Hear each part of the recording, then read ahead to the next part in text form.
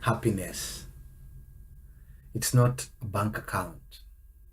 Happiness is not a job. It's not a person or a thing or a destination. Happiness is a state of mind, a state of fulfillment or contentment. How happy are you?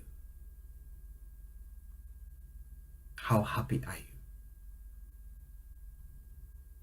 In this video, I just want to take a moment to talk to you about how to create happiness or seasons of happiness in your life. On a scale of 1 to 10, if 10 is being happy and 0 being extremely unhappy, how happy are you? Just be realistic with yourself. Maybe you're happy in one area. Maybe you're happy in your relationship, but you're not happy with your job. Maybe you're happy with your job and you're not happy with your relationship. How happy are you? How to create seasons of happiness in our life. Number 1 is that we have to count our blessings. Most cases, the reason we become unhappy is because we become blind to the things that are good that are happening in our life, or the achievements that we have made, the progress.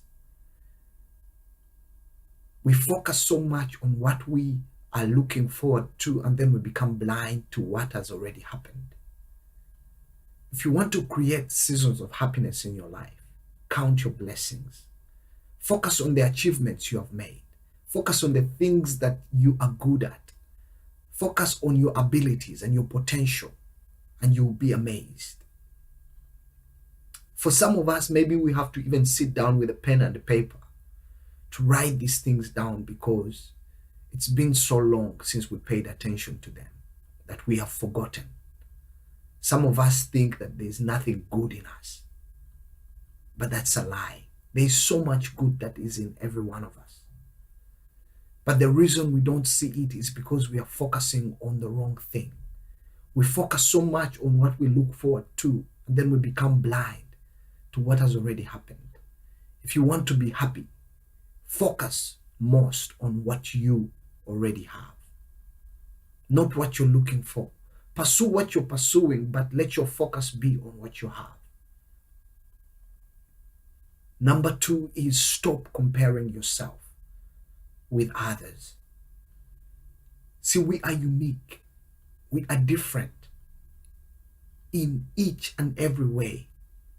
The world today has 7.45 billion people, but there's nobody who is quite like you, or there's nobody out there who is quite like me. In all of history, there has never been anybody who has been like me or who is like you. And in all of eternity to come, there will never be anybody else who is like you or who is like me. We are unique. The journeys of life that we are on are specific. The assignments that we have to do are specific. There's no one else who is quite like you. Even on your worst day, no one can be you. Even on your best day, no one can be like you. We are unique. And every time we compare ourselves, we deprive ourselves of the joy of life. Why? Because comparison is the thief of all joy. If you want to be happy, stop comparing yourself with other people, because you don't know what their life journey is all about. Number 3 is you have to accept yourself as you are. Self-love is the cure to self-hate. If you want someone else to love you, you must have first understood how to love yourself. Sometimes we require people to do things that we don't do for ourselves. Sometimes we hear people saying, I'm looking for someone to love me. But do you love yourself? Do you love yourself? We have been instructed to love our neighbors as we love ourselves. It's not the other way around, to love yourself as you love your neighbor. You have to love yourself first, then you can love someone else. Self-love is the cure to self-hate. Sometimes we are focusing so much on everything else apart from ourselves. Accept yourself as you are and learn to put yourself first.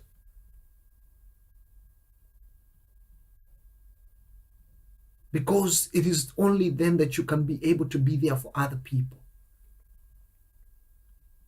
And then number 3,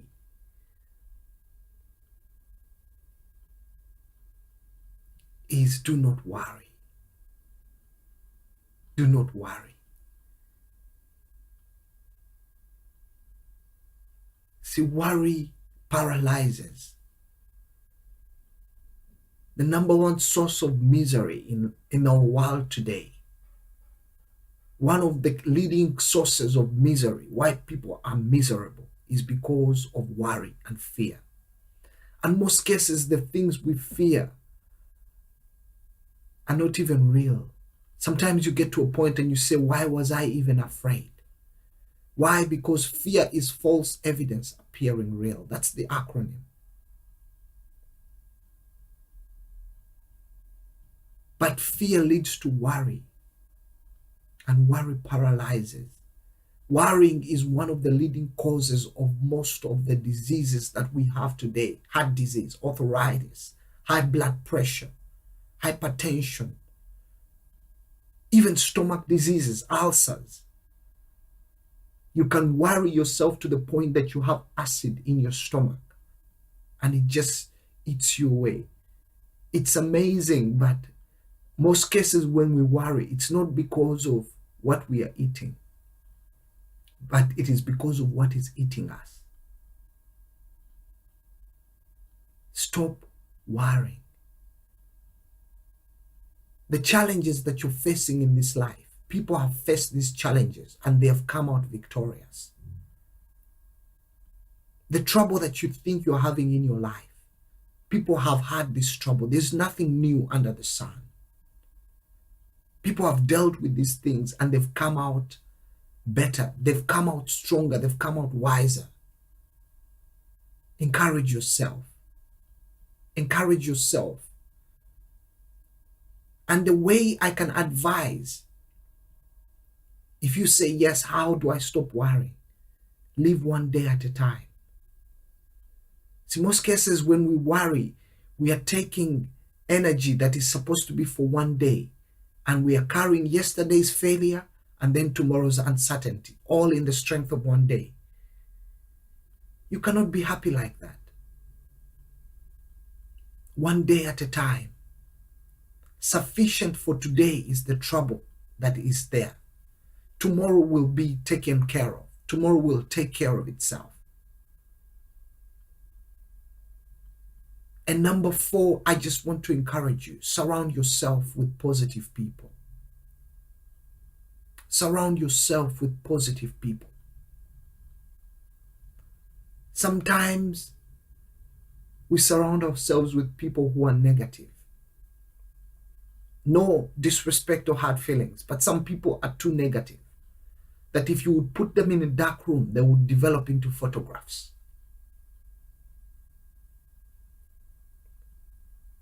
But you don't need to surround yourself with people like that if you want to be happy. Surround yourself with people who see the positive side of life. Surround yourself with people who encourage. Surround yourself with people who support. Surround yourself with people who uplift. Surround yourself with people who strengthen. Then you will be strengthened. You will learn how to be positive because we become like the people we spend time with. And number 5, get out of your comfort zone. Get out of your comfort zone. Stop. Get out of that place of comfort. Sometimes it's like we have been told a lie somewhere that things are supposed to be easy. And at the first sight of opposition or when things get hard, we are tempted to give up. But allow yourself to be inconvenienced. If you do what you have always done, you will have what you've always had.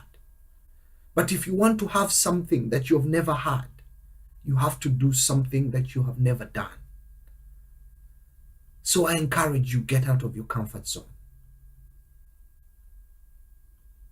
Talking about how to create seasons of happiness in our life.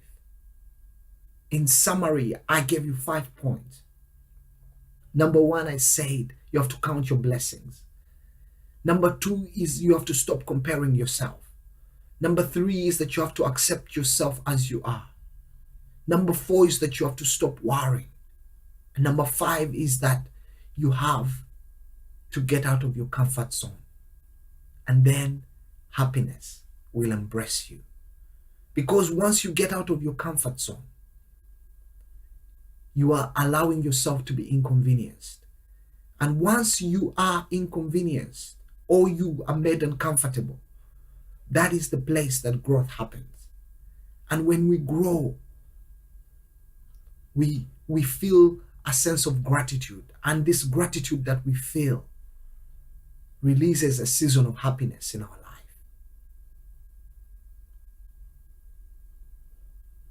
You will only be as happy as you make up your mind to be. Thank you so much for watching this.